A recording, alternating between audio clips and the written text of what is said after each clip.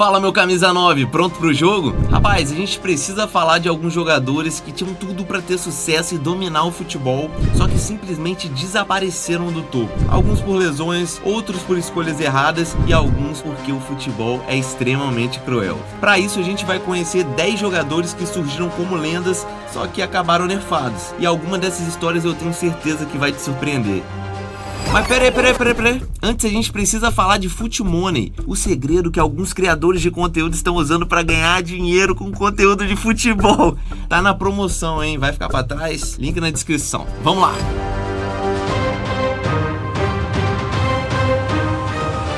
Para começar com maestria, a gente vai falar de um cara que provavelmente seria o camisa 10 da seleção brasileira. Sabe quem é? Paulo Henrique Ganso. Muita gente falava que esse cara inclusive ia superar o menino Ney. Ele surgiu no final dos anos 2000 e virou sensação em 2010.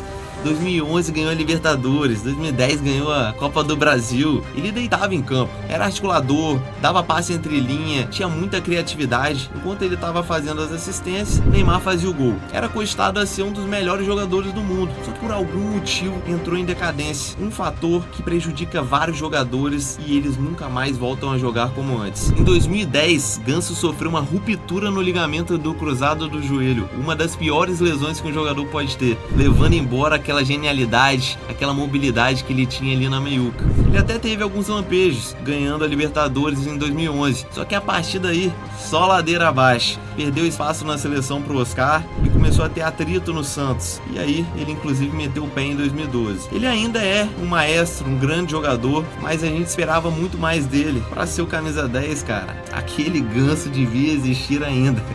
Ele era genial. Agora a gente vai fazer uma viagem lá pra Europa e vai chegar num jogador que era considerado um dos melhores do mundo. Eden Hazard, com apenas 20 anos, destruía no Lille da França, sendo considerado o melhor da liga, líder técnico do time e foi considerado também 2 vezes seguidas o melhor do campeonato francês. Uma coisa raríssima de acontecer. Mas até aí, meu amigo, Hazard tava só aquecendo, porque ele só vai destruir mesmo quando ele chega no Chelsea e é eleito o melhor jogador da Premier League de 2015, sendo campeão da liga e, cara, recebendo inúmeros elogios pelos seus dribles curtos, pelo seu controle de bola. Inclusive ele tinha um driblezinho enjoado, cara.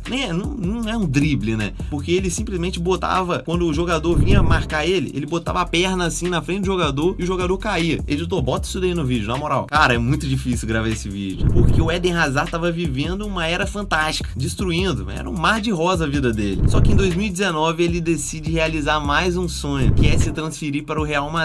Numa transferência milionária de 100 milhões de euros, ele vai pro Real, só que foi um fiasco. Simplesmente foi o início do seu fim. Vários problemas físicos, lesão, não tinha mais aquela agilidade, aquela passada, os driblezinhos curtos. Simplesmente o Eden Hazard sumiu, cara. Aquela aura que ele tinha desapareceu. Então esse daí pra mim é um dos casos mais chocantes do futebol, porque a gente viu esse cara ser uma lenda, tá entendendo? Só que quando ele foi pro Real, cadê? Mano, muito louco, velho. Futebol é muito doido. A gente vai falar de um jogador que surpreendeu o mundo e que todo mundo aqui no Brasil conhece. Alexandre Pato, que com 17 anos já estava destruindo no Internacional. Ele ganhou o Mundial em 2006, cara. Ele era destaque absurdo. Tinha técnica, força, uma finalização sinistra. Quando ele foi transferido pro Milan, já fez gol na estreia, começou a fazer gol em sequência, só que simplesmente em uma faixa de tempo de 2010 a 2013 ele sofreu 15 lesões. Tem noção de 15 lesões? Nenhum jogador aguenta. Nenhum jogador do mundo vai voltar a ser igual depois de 15 lesões. E foi assim que começou a decadência de Alexandre Pato. Depois do Milan ele foi pro Corinthians, empréstimo pro Chelsea, Vila Real, São Paulo. Nunca mais foi a mesma coisa, nunca mais teve aquela explosão.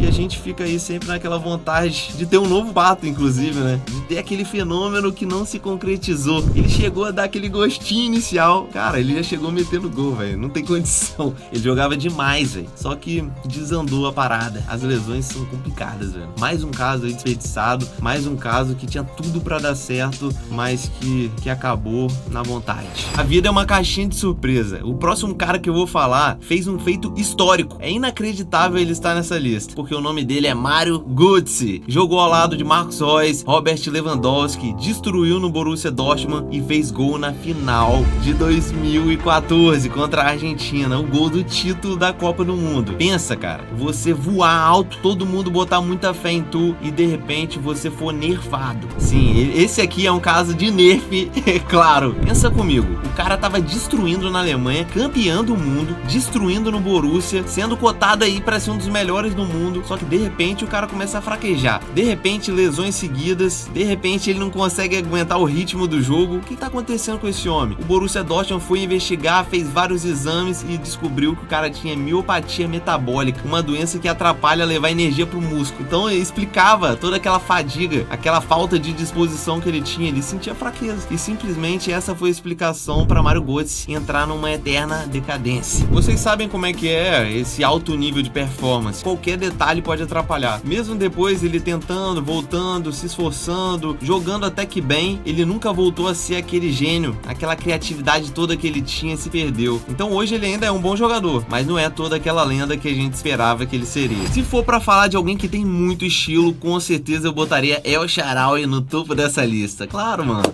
ele tinha aquele cabelo embaçadão, meio canão, invertido, sei lá o que era aquilo, mano. Me lembrava até o menino Ney lá no Santos, no auge. Enfim, com 20 anos de idade, ele tava deitando lá na Itália, no Milan, e chegou a marcar 16 gols na temporada, mano. Destruindo mesmo. Só pra vocês terem uma ideia, no FIFA 2014, ele pousou ao lado de Lionel Messi. Então só para pra pensar. O pessoal achava mesmo que ele ia bombar. Só que por algum motivo, eu tenho a minha opinião, né? Eu tenho uma teoria. Ele foi cortando o cabelo foi ficando mais baixo, igual o Sansão, tá entendendo? Cortou o cabelo, ficou mais fraco. Acho que essa que é a explicação. Eu tenho uma segunda teoria dele também. É complicado falar, porque ele realmente passou por lesões, teve alguns problemas psicológicos, mas uma coisa que eu sinto quando eu vejo ele jogando é que ele teve um protagonismo muito rápido. Ele começou a jogar bem rápido, novinho, e aí o pessoal já dependia dele e forçava a barra com o cara. Só que aí, de repente, quando ele cai um pouquinho de rendimento, o psicológico dele não aguentou. É aquele mesmo dilema de você ser rico e empobrecer. Pô, é difícil você gastar menos do que antes, tá entendendo? É difícil você diminuir a qualidade de vida, mas agora aumentar é top. Tranquilo, tô gastando menos, agora eu vou poder gastar mais, é top. Mas agora, quando você ganha menos do que você gasta, é complicado. É uma doideira isso da minha cabeça, hein? Mas me pareceu muito que ele caiu de rendimento porque ele não soube controlar o psicológico dele. A vida é assim, né? Agora a gente vai ter que falar de um cara que simplesmente roubou o protagonismo de El Shaarawy. Um craque que tava jogando demais. Tinha uma finalização absurda. Um cara que todo mundo falava assim, pô, nasceu com um talento absurdo e não soube aproveitar muito bem. Beleza, mas a personalidade dele eu me identifico muito. Ele é muito marrento, muito sinistro, e eu estou falando de Mario Balotelli. O cara era marrento demais, velho. Jogava muito. E ele surgiu naquela época de Mourinho no Inter de Milão, ganhando a Champions League em 2010. Na Euro de 2012 ele amassou a Alemanha, tanto é que ele ficou reconhecido naquele meme, sem camisa, forçando assim. Rapaz, eu achava que esse cara ia virar uma lenda, mano. É complicado falar porque quando alguém tem uma personalidade forte, nem sempre é pro lado positivo. Eu sei que tinha muita gente que caçava o Balotelli, teve alguns problemas de racismo que foi bizarro, tanto é que ele usava aquela camisa, pô, why always me? Porque sempre eu.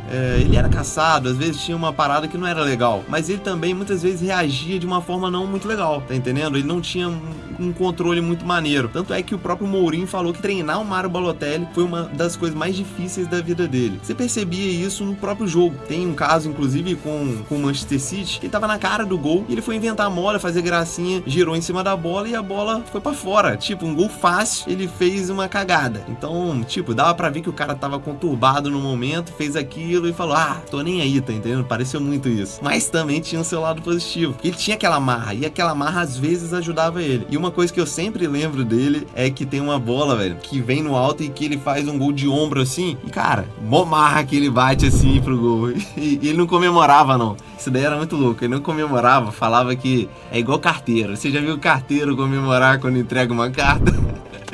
Por isso que eu gosto desse cara, velho. É muito louco, velho. Uma pessoa de personalidade forte, que tinha um talento natural sinistro, não teve aquele ajuste, aquele controle mental pra decolar e ser top 1, tá ligado? Que ele podia, velho. Ele tinha categoria pra conseguir chegar ali, ó, no top 3 facilmente. Mas é isso, Balotelli foi uma lenda. Pra mim, craque. Falando em craque, talvez esse daqui que eu vou falar agora seja o que mais me surpreendeu, tanto positivamente quanto negativamente. O nome dele, Haytham Ben Arfa. Sinceramente, eu conheci esse cara porque no FIFA eu tava querendo arranjar alguém alguém pra completar no meu time. E eu queria, pô, drible infinito. E simplesmente tinha esse maluco lá que tinha 5 de estrela de finta. Então eu, pô, vou lançar esse cara no meu time só pra ver qual é. E sinceramente, o cara era gênio no FIFA. Aí eu comecei a pesquisar sobre ele, eu não conhecia direito, né? Aí eu vi que ele jogava pra caramba no Nice, no Newcastle. Inclusive, minha irmã morou um tempo em Newcastle e ela comprou uma camisa do Reitem Ben Arfa pra mim, então ficou muito marcado pra mim. Porque o cara era sinistro, velho. É uma genialidade nível Messi, mano. Se você vê o talento desse cara, é absurdo. Isso que eu tô falando, pô, pelo Newcastle, ele driblando metade do time e fazendo gol, coisa de cinema. Mas é aquele típico jogador que arranja confusão com todo mundo, brigava com os técnicos, indisciplinado, não queria nada com nada. Então tem vários casos daí que ele começou a mofar. Pô, foi pro PSG, mofou 15 meses no banco, não foi utilizado.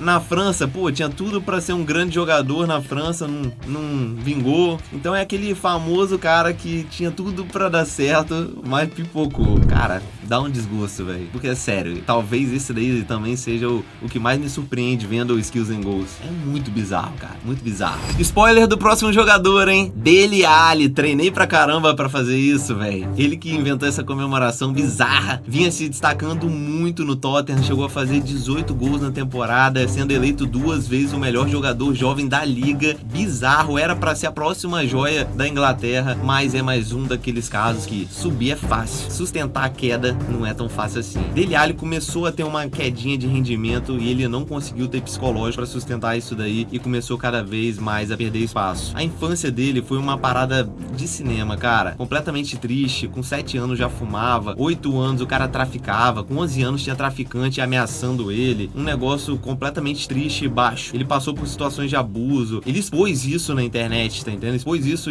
nas mídias. Então eu imagino que isso daí afetou muito o psicológico dele também, mesmo depois de adulto. Isso corroborou para ele ter uma queda de rendimento. Então, infelizmente, a vida é assim, tem coisas tristes e às vezes é difícil superar isso daí. E me pareceu muito que o Dele Alli não conseguiu sustentar psicologicamente essa queda e começou a martelar coisas do passado e começou a ter queda mais grave, até que ele sumiu do mapa. Já não é mais aquele fenômeno que a gente esperava que seria um dia. Então, mais um caso triste, infelizmente, mas que tem boas lembranças, principalmente para quem assistia aqueles jogos do Tottenham. Ele tava destruindo, fazendo cada gol sinistro, era bizarro. Agora a gente vai falar de um caso curioso que ainda é reversível. Tem chance desse cara ainda voltar e se destacar do jeito que ele merece. Xavi Simons é um jogador novo que ainda tem tudo pra desenvolver na vida, só que ele era visto como o novo Messi, velho. E geralmente quando cai nesse paradoxo de novo Messi, novo Neymar, novo Cristiano Ronaldo, quase nunca dá certo. E ele no Barcelona, na base, tinha muita ansiedade de crescer e começou a ter um problema contratual, porque ele queria renovar com o Barça, mas ele queria ter essa oportunidade de mostrar o talento no profissional, além de também ter algumas questões financeiras pra lidar. Quem que chegou nesse meio do caminho? PSG. PSG chegou, pagou mais caro e falou: Xavi, vem jogar comigo que aqui você vai se desenvolver. Mas infelizmente não foi assim. Hoje ele tá no Tottenham tentando mostrar que não foi só um hype a vida dele, que não foi só aquela viralizada na internet. Ele ainda é novo, cara, tem 22 anos, tem tudo ainda pela frente. Mas será que ele vai conseguir se superar e mostrar que ele não é só um jogadorzinho de internet? É isso aí que a gente vai acompanhar de perto. Pra finalizar com chave de ouro, eu vou trazer aqui também um cara que era conhecido como o novo Messi. Também era comparado com Zidane. E você sabe, caindo no paradoxo, já era, mano. Comparado com o Messi, tchau, nunca vai existir. É complicado, né? Hakim Mastor, um jovem de 16 anos, estreou pela seleção como o jogador mais jovem. Então pensa, cara, com 16 anos o cara já tava estreando na seleção. Todo mundo botava fé que esse cara seria gigante. Foi contratado pelo Milan e não conseguiu jogar um jogo sequer nos profissionais lá. Foi na categoria de base e depois foi emprestado. Então completamente uma decepção. Esse daqui é a cereja do bolo do nosso vídeo, porque todo mundo botava fé nele, já era viralizado na internet, milhões de views, mesmo caso do Xavi Simons, só que esse aqui decepcionou ainda mais, porque ele não chegou a ter nem lampejo de sucesso, tá entendendo? Só no início mesmo da carreira que o pessoal botava fé, mas não conseguiu desenvolver toda aquela expectativa que o público botou nele. Então é isso. Concluímos esse vídeo com sucesso, ou melhor, falta de sucesso, né? Complicado. E é por isso que o futebol é incrível, porque ele é imprevisível. Às vezes o talento não basta. Tem lesões, tem decisões, pressão, tudo isso pode mudar a carreira de um grande jogador. Então se você gostou desse vídeo, deixa aquele likeão e comenta aí, qual foi o caso mais absurdo que você viu nesse vídeo?